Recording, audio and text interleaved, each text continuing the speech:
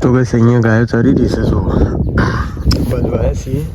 સ્વાગત છે મિત્રો આજના એક નવા બ્લોગની અંદર. તો અત્યારે આપણે આવ્યા છીએ આ બાજુ. તો જો આ બધું આપણી બધી ગાયો ચરી રહી છે. અરે ખેતરની અંદર આજે આપણે આવી ગયા છીએ અને બધી ગાયો ચરે છે. તો શેઠ હોમમાં મોટું દેશ ખેતર છે. તો એની અંદર આપણી ગાયો લઈને આપણે આવી ગયા છીએ. અને આજે આપણી સાથે છે બકરા. તો જો પેલી બાજુ બકરો ચરી રહ્યો છે. લબ્બા લાઈન થઈ છે બકરાની. ખાસ બધો બકરો છે એ પેલો ભાઈ જાય તો ગાય પેલી બાજુ જાય એ બધા ચાલે છે બકરા. અને આ બાજુ ગાયો છે. તો આપણે ગાયો લઈને જવાનું છે આમાં પેલી મકા આમ આગળ. તો આપણી બધી ગાયોમાં બોલાવી છે તો એ બાજુ હેડીએ બરાબર. તો બ્લોગમાં તમે કન્ટિન્યુ બને રહ્યો.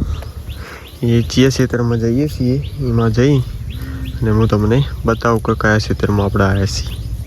તો બસ અહીંયા ગાયો ચરી રહી છે. જો બધું આવ્યા છીએ અને બધું ગાયો આપણી ક્ષેત્ર છે અને બધું ચારીએ છીએ અને વાગવા આવ્યા છે 12. તો અમે થોડી વાર પછી આપણે બનાવવાનો છે ચા.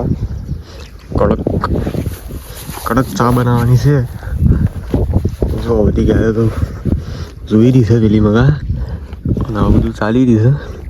અને પેલી બાજુ હરાળી ગાયો બી આવી છે ને એટલે બધી ગાયો ના હમું દેખ. તો જઈએ છીએ બેસી પેલા ખેતરની અંદર. અને અત્યારે વાદળો કર્યો છે તાપશે નહીં આવ્યો છે. જો ભાઈ ગાયો લઈને એ ગાયો લઈને પેલી મગા એ બાજુ ગાયો લઈને આવી ગયો છે. એ પાછો વાળવા આવ્યો છે. તો દેખાતો હોય તો એમની બાજુ છે એ પાછો વાળીને આવ્યો છે હમણાં. તો મળીએ પછી. બસ ત્યાંથી ચા પાણી કરી અને આપણે આવી ગયા છીએ ડાયરેક્ટ આ બાજુ ફાર્મ હાઉસની હજડ જ આપણા ખેતર પડ્યા છે. વાયેલા નથી એની અંદર આવ્યા છીએ. અને જુઓ સેટે બેટે કેવું મસ્ત ચરાયું છે. બધી ગાયો વાળે થઈ ગઈ છે. આ બાજુ જે છે એ દિવાલ છે ફાર્મ હાઉસની અને એકચડ આપણું ખેતર છે એને એમાં ચરવા આવી જશે આપણે લઈને. તો બધી ગાયો હજુ તો આવી જાય છે. ચીડી બાકી છે એ બધી આવી જાય છે. અને અરે ખેતરમાં પલાવ હાકેલું હોય એ મૂક્યું છે જોઈ લો મોટું દસ ખેતર છે. એ બાજુથી શેઠ ઠંડી આ બાજુ બધા ગાયોમાં આ બાજુ વળી છે. તો એકણ મોડા સુધી ચારવાની છે પછી આગળ જવાનું છે પાછું. ડાયરેક્ટ એથી આપણો એકણ ચા પીને અને બ્લોગ સ્ટાર્ટ કરી દીધો છે. તો જો બધી ગાયો આયરા શેઠે આવવાનું તૈયારીઓ છે.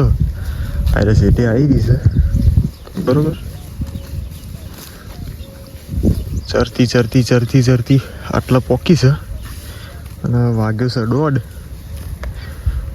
1:40 જેવું થયું છે લગભગ. એટલે સમજી લો 2 વાગવા આવ્યા છે. અને અહીંયા આપણે આવી ગયા છીએ એટલે આટલા 3 વાગ્યા સુધી ચારવાનું છે. અને એ આખું લોકેશન હું તમને બતાવું તો જો કંઈક આવું લાગે છે. બધું ખેતર છે. બધી ગાયો ફરી જ જાય છે. આ શેઠો છે મસ્ત સીટ દીધો તમને હું બતાવું. વાયરસો ખેતરનો હેઠો મને ઉપર આપણે ગાયો ચારવાની છે ચારી મૂકવાની છે. અને એક આયડું હોય જૂનામાં જૂનું છે.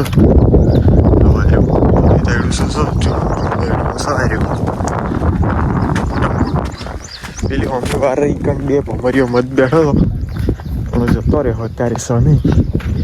જો ગાયો આ બાજુ વળી છે.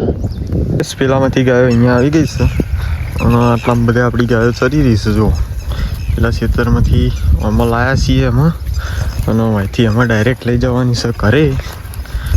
તો હેરે સેટ્યા બેઠે ચરાયું છે. આમાં જબ્બર ચરાયું છે એટલે આમાં આપણા ખેતરમાં જ ચારીએ છીએ આપણે.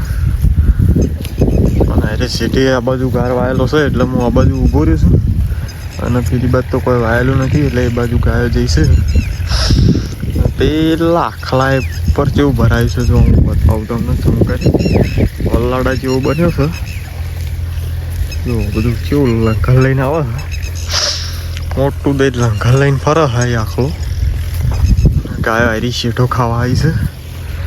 હજુ આ બાજુ પણ બીજી ગાયો ચરી રહી છે. સેઠે બેઠે ચરે પછી પાછો પાડી તારો હમણાં હેડવા જઈએ. તો બને રહેજો બ્લોગમાં, મળીએ સીધા આપણે આગળ જઈ. તો મિત્રો આપણી ગાયો અહીંયા ચારામાં આવી ગઈ છે અમે, અને આપણે બકરું લેવા ઉભા રહ્યા છીએ. અને ગાય બધી ઘર બાજુ રવાના થઈ છે. તો આટલા આપણો બ્લોગ કરીએ છીએ પૂરો. તો આજનો બ્લોગ કેવો લાગ્યો કોમેન્ટમાં જરૂર જણાવજો. મળીએ કાલે એક નવા બ્લોગ સાથે. ત્યાં સુધી બધાને જય માતાજી.